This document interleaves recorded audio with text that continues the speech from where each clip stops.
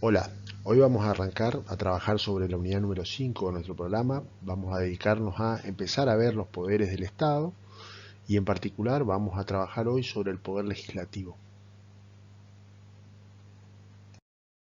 En esta segunda parte de la Constitución, a partir del artículo 44 en adelante, vamos a ver que la Constitución empieza a trabajar sobre las autoridades de la nación y en particular sobre el gobierno federal. Esto plantea la idea de una división de poderes dentro del Estado federal, propio de un sistema republicano, como ustedes habrán visto anteriormente. Esta división de funciones o de poderes que tiene nuestra Constitución tiene algunas características singulares. En primer lugar, nos establece una clara distinción entre el poder constituyente y el poder constituido. Quiere decir que debemos diferenciar entre aquel poder que puede reformar o sancionar una constitución de los poderes que gobiernan el Estado, que son aquellos que denominamos poderes constituidos. Estos últimos no pueden, lógicamente, reformar la Constitución, que tiene un carácter de tipo rígido. Esta división de poderes más bien debería llamarse división de funciones, porque como vimos anteriormente, el poder del Estado es uno solo, como uno de los elementos del poder, pero que como una manera de controlar o permitir un funcionamiento armónico sin que haya excesos o abusos por parte de los poderes, se crea una ficción de separar ese poder en distintas funciones o ramas de actuación del Estado. Esas tres grandes ramas de funcionamiento del Estado las identificamos como la rama legislativa, facultad de dictar normas de carácter general obligatorias para toda la sociedad; la rama administrativa o ejecutiva, que es aquella que pone en funcionamiento el Estado a través de la aplicación de esas normas; y la rama jurisdiccional o judicial, que es aquella que está encaminada a resolver cualquier tipo de controversias o litigios que puedan existir, ya sean entre sujetos particulares o sujetos contra el Estado o conjuntos de sujetos. Este sistema de división de funciones se basa en una idea traída desde el constitucionalismo norteamericano y también que fue expresado por Juan Bautista Alberdi en un proyecto de constitución que presentó antes de la sanción de nuestra Constitución Nacional, que presupone un sistema de pesos y contrapesos entre los tres poderes. Eso quiere decir que cada uno de los tres poderes tiene un ámbito de funcionamiento particular y especial que le corresponde, exclusivo podríamos decir, pero que también tiene otras funciones que actúan como controlantes o controladoras de los otros poderes del Estado. Eso va a requerir de que muchas de las actuaciones que realizan los tres poderes del Estado necesitan la colaboración o el aporte o el control de los otros poderes. Esto hace que la división de funciones de nuestros tres poderes del Estado no sea absoluta, sino que sea relativa, porque hay una suerte de coordinación entre los tres poderes. También esta división de poderes presupone un equilibrio o una igualdad entre los tres poderes del Estado. Eso significa de que ninguno de estos tres poderes, ejecutivo, llámese presidente, Congreso o Poder Legislativo, Cámara de Senadores o Cámara de Diputados, o Poder Judicial a través de la Corte, ninguno tiene de por sí un peso mayor dentro del Estado respecto a los otros. Los tres constituyen las tres cabezas de los poderes estatales y los tres actúan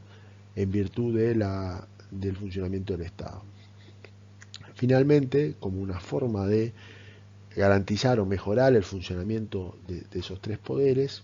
la Constitución, principalmente a raíz de la última reforma constitucional, ha incorporado o ha fragmentado aún más esa división de poderes, incorporando la creación de nuevos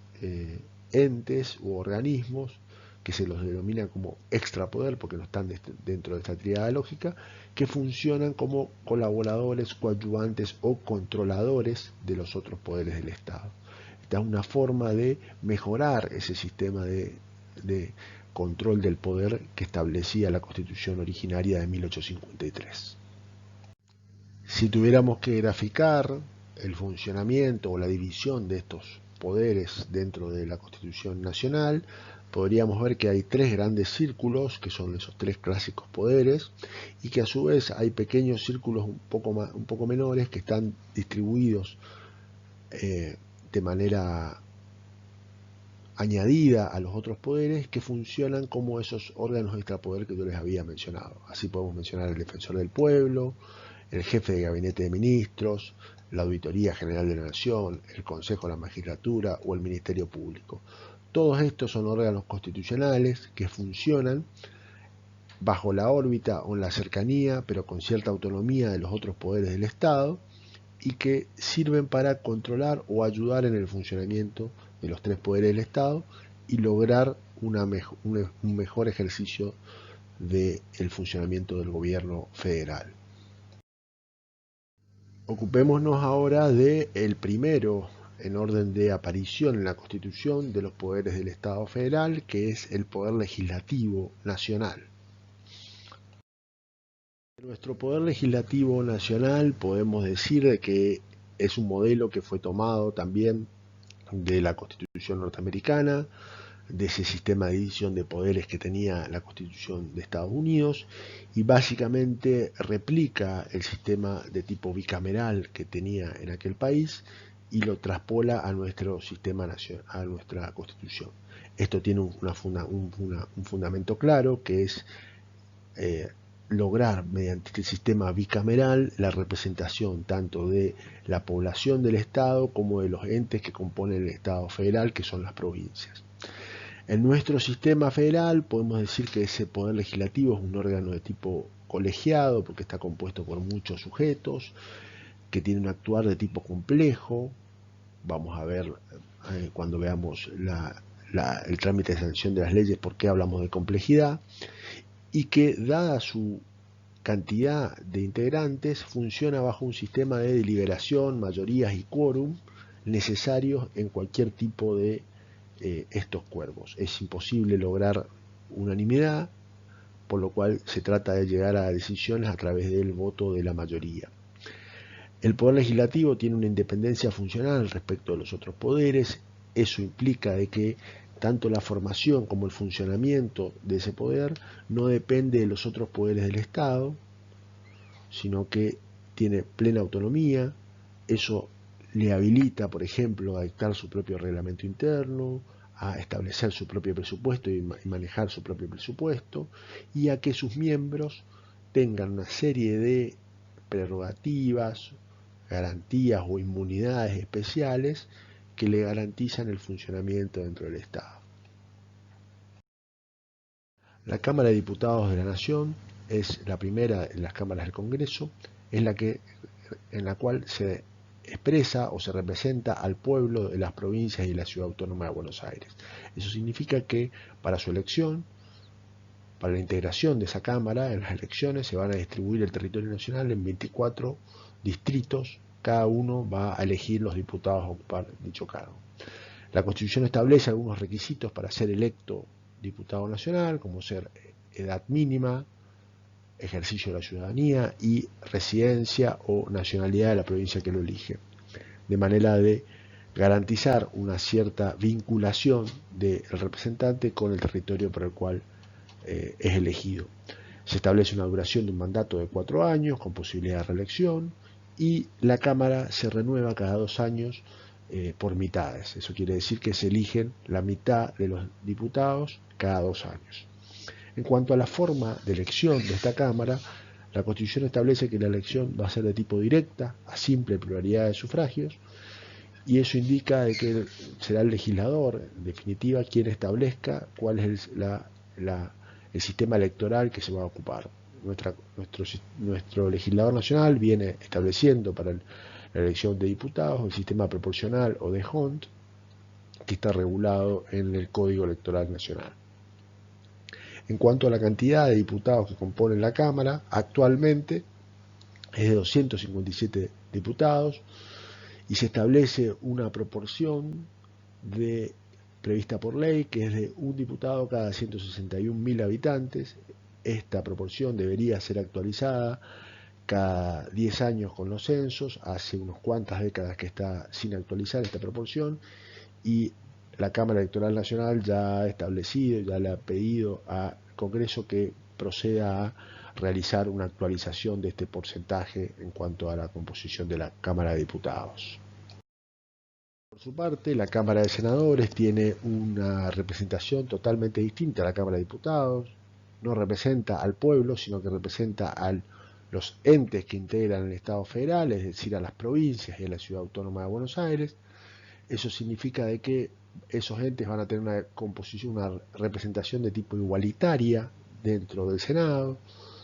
con una igualdad de representantes en ese cuerpo, que son 3 senadores por cada provincia o la Ciudad Autónoma de Buenos Aires. En cuanto a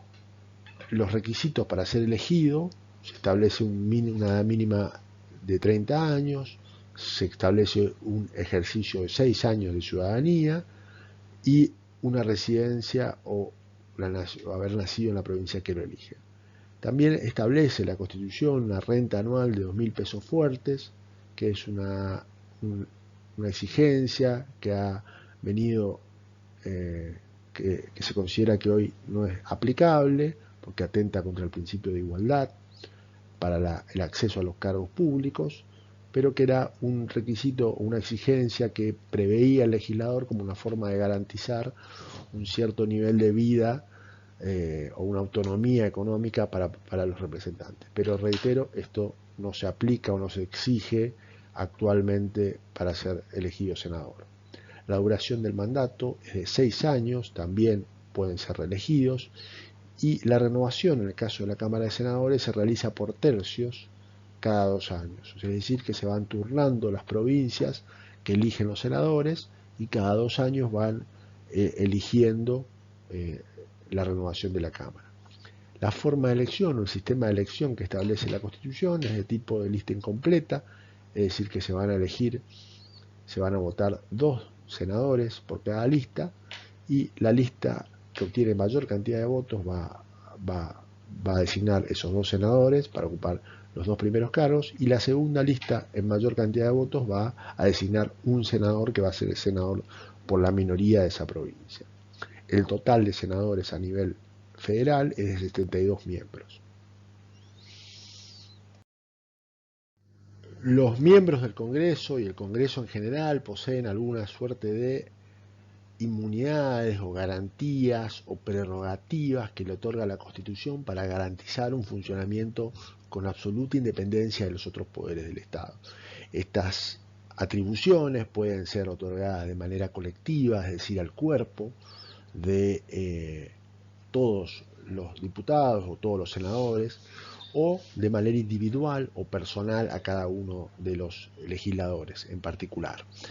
Podemos decir de que las garantías del cuerpo, las principales que tienen son, por ejemplo, la de dictar su propio reglamento interno, la de establecer obligaciones para concurrir a las sesiones, la de administrar sus propios recursos, o también la de aplicar sanciones disciplinarias a sus miembros. En cuanto a las inmunidades o las garantías de tipo individual que tienen los integrantes, me interesa remarcar las que hemos denominado como garantías judiciales y en particular las que están reconocidas en el artículo 68, 69 y 70 de la Constitución Nacional. Hablamos en primer lugar de lo que se conoce como la inmunidad de opinión, del artículo 68, que le garantiza o le otorga a los diputados y senadores la posibilidad, la garantía de que mientras ejerzan su actividad legislativa no van a poder ser molestados por autoridad judicial o alguna autoridad pública por sus dichos, sus manifestaciones en el marco de su actuación como legisladores. Esto les permite debatir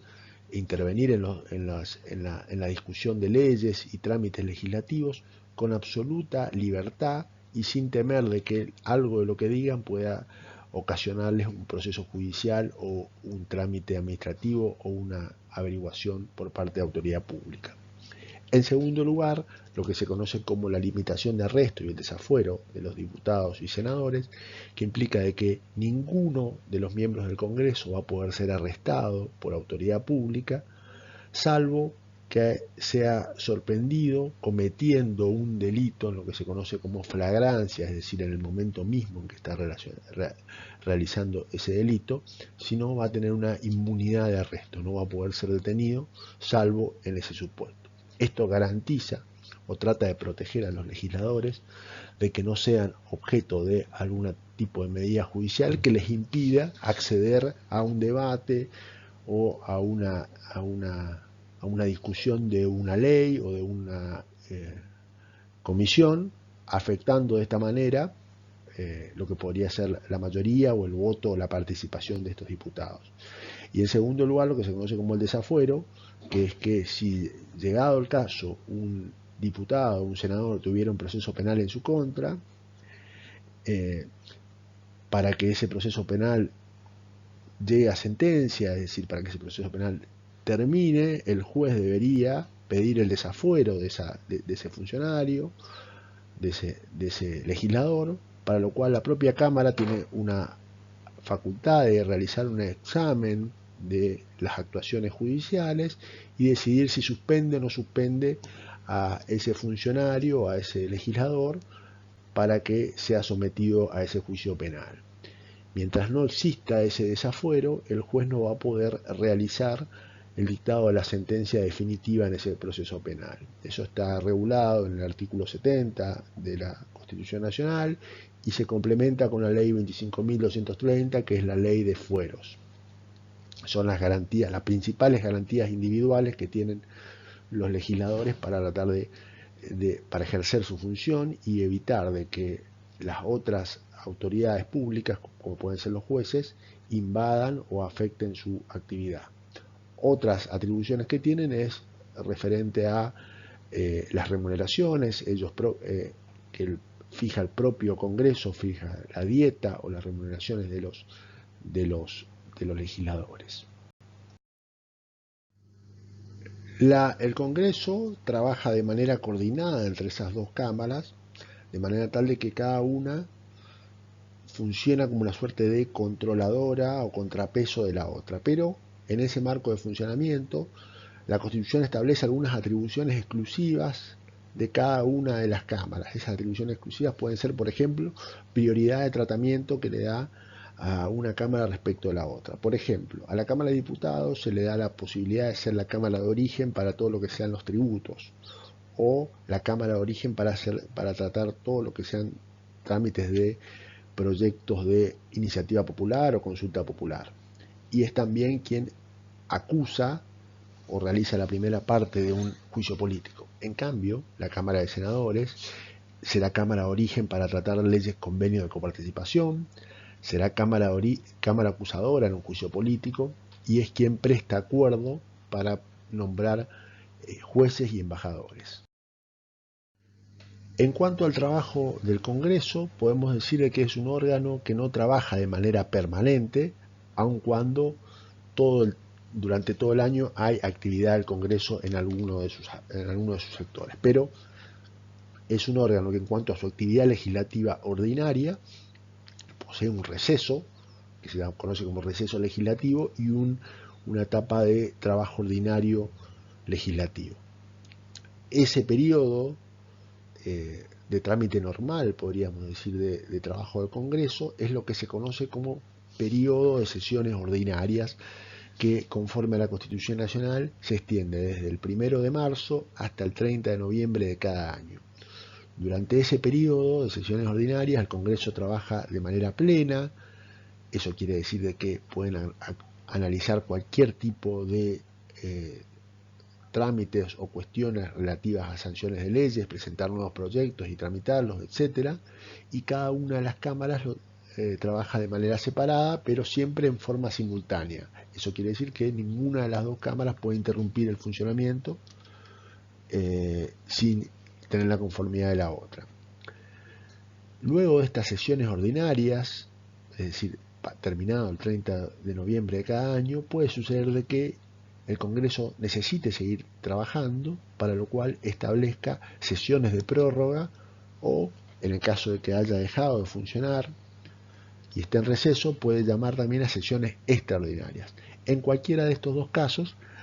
el Congreso ya trabaja con una agenda acotada, restringida, que tiene que ver con lo que se estableció que se va a trabajar en la prórroga o con lo que se llamó para que se trabaje en las sesiones extraordinarias. También existen unas sesiones que no están previstas expresamente en la Constitución, pero que están sí en los reglamentos de ambas cámaras del Congreso, que son las sesiones preparatorias, que son aquellas ocasiones en las cuales los legisladores y senadores se reúnen para discutir o debatir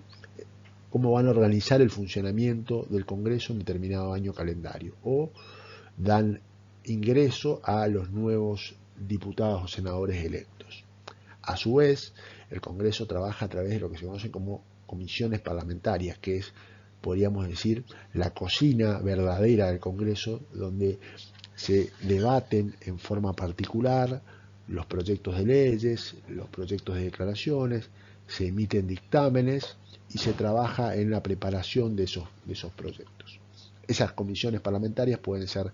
permanentes, quiere decir que trabajan durante todo el año y están divididas por temas: presupuesto, educación, salud, constitucional, o pueden ser comisiones de tipo bicameral, es decir, que están compuestas por integrantes de ambas cámaras del Congreso, como puede ser la Comisión Bicameral Permanente, que es la que encargada de controlar cuando se sanciona un decreto de necesidad de urgencia o un decreto delegado. El trámite legislativo para la sanción de una ley a nivel federal está regulado en el artículo 77 a 84 de la Constitución Nacional y es un trámite de tipo complejo. Eso quiere decir que está regulado expresamente en la Constitución en cuanto a cuál es la forma o la formalidad que tiene que seguir el Congreso para sancionar una ley. Básicamente podríamos decir de que todo trámite de sanción de una ley tiene tres etapas: la etapa de iniciativa, la etapa de deliberación y la etapa de sanción de esa ley. Veamos un poco cada una de ellas. La primera, la etapa de iniciativa, es la de presentación, elaboración y ingreso de un proyecto de ley al Congreso por alguno de los sujetos que está constitucionalmente habilitado para hacerlo. Estos sujetos constitucionalmente habilitados para interponer una acción, un proyecto de ley en el Congreso son los legisladores de manera individual o colectiva, el Poder Ejecutivo Nacional, o sea, el presidente, o mediante el Instituto de la Iniciativa Popular. Un conjunto de ciudadanos, cumpliendo con los requisitos previstos por la Constitución, presenta un proyecto de ley al Congreso. Segunda etapa: una vez que esté ingresado el proyecto del Congreso, lo primero que se hace es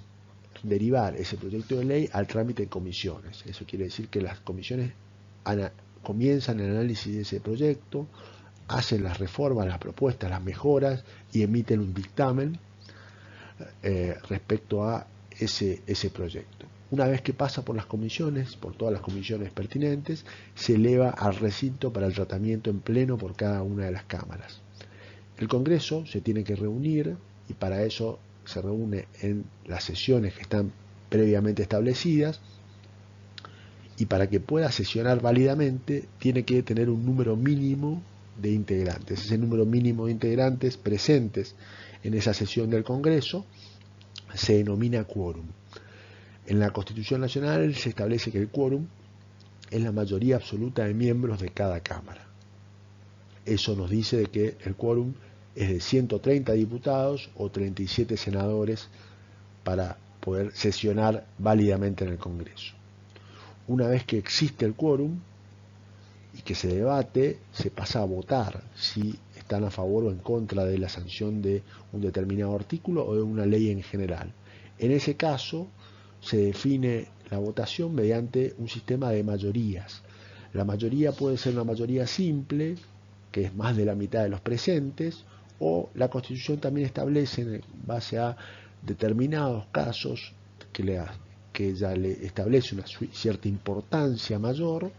una mayoría de tipo calificada, es decir, la exigencia de que exista un consenso mayor de personas que voten a favor para que se considere por aprobado. Ejemplos son mayoría sobre el total de miembros o mayoría de 2/3 de los presentes o el total de miembros. Ejemplos de estos supuestos son, por ejemplo,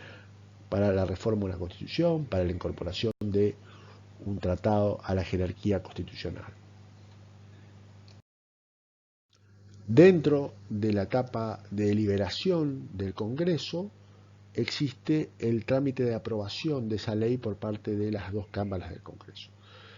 Podemos decir que el trámite simple de aprobación de una ley por el Congreso implica de que un proyecto de ley es aprobado mediante el quórum y mayorías previstas por las dos cámaras, por la Cámara de Origen, luego por la Cámara Revisora. Si pasa ese filtro, se lo remite al Poder Ejecutivo Nacional. También puede suceder de que aprobado el proyecto por una Cámara de Origen pase a la Cámara Revisora y éste le introduzca modificaciones, con lo cual vuelve a la Cámara de Origen para tramitar esas modificaciones, y en base a un sistema de mayorías se define cuál de las dos cámaras va a tener prioridad a la hora de la votación. En definitiva, en cualquiera de estos dos casos, una vez que es aprobado por las dos cámaras, se remite a la tercera etapa de esta sanción legislativa. Una vez que el proyecto de ley es sancionado por ambas cámaras del Congreso, se lo remite al Poder Ejecutivo Nacional para que él haga un último control respecto a ese proyecto de ley y defina si lo va a promulgar y publicar en el Boletín Oficial. Para ello el Poder Ejecutivo tiene un plazo de 10 días para expresarse de manera expresa, valga la redundancia, respecto a el interés en que se promulgue esa ley. En el caso de que lo promulgue expresamente, dicta un decreto de promulgación y ordena su publicación en el Boletín Oficial de la Nación. En el caso de que el Poder Ejecutivo considere de que ese proyecto de ley es inadecuado o que no merece su sanción en este momento, puede ejercer un derecho que le confiere la Constitución, que es el derecho del veto, una facultad constitucional, mediante el cual exige una revisión por parte del Congreso respecto de esa ley sancionada. El veto del Poder Ejecutivo lo que hace es establecer cuáles son las observaciones que tiene el presidente respecto a ese proyecto de ley y lo remite al Congreso para su nuevo tratamiento. Si el proyecto de ley es publicado en el Boletín Oficial, es promulgado y publicado por el Poder Ejecutivo, empieza a tener vigencia en el ámbito nacional. El artículo 5 del Código Civil y Comercial Nacional establece que las leyes rigen desde el 8º día de su publicación oficial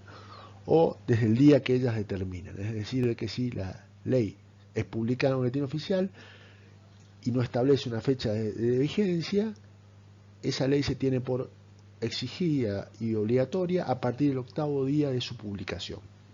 Y allí termina el trámite legislativo de sanción de las leyes. ¿Qué podemos decir de nuestra Constitución provincial respecto al Poder Legislativo? Bueno, las provincias tienen amplias facultades a la hora de establecer su ordenamiento constitucional y su funcionamiento de poderes. Eso hace de que algunas provincias sigan en idéntica línea a la Constitución Nacional y otras cambien un poco, varíen su organización de los poderes. En el caso de la provincia de Misiones, nosotros tenemos un sistema de tipo unicameral, no replicamos el sistema bicameral a nivel legislativo, y la Cámara del Poder Legislativo provincial se llama Cámara de Representantes, está regulado a partir del artículo 82 de la Constitución provincial. También se establece que sea por elección directa a simple pluralidad de sufragios. Se establecen algunos requisitos similares a los requisitos a nivel nacional, se renuevan cada 2 años, tienen un régimen de incompatibilidades e inmunidades que están reguladas en el artículo 85 y 88, tienen algunas facultades disciplinarias y sus atribuciones, que es lo más importante, está regulado a partir del artículo 101 de la Constitución Nacional, al igual que la formación y sanción de leyes de la legislatura de la provincia. Se les recomienda la lectura de los artículos que están mencionados en la Constitución de Misiones y la comparación con todo lo que vimos anteriormente respecto a la Constitución Nacional.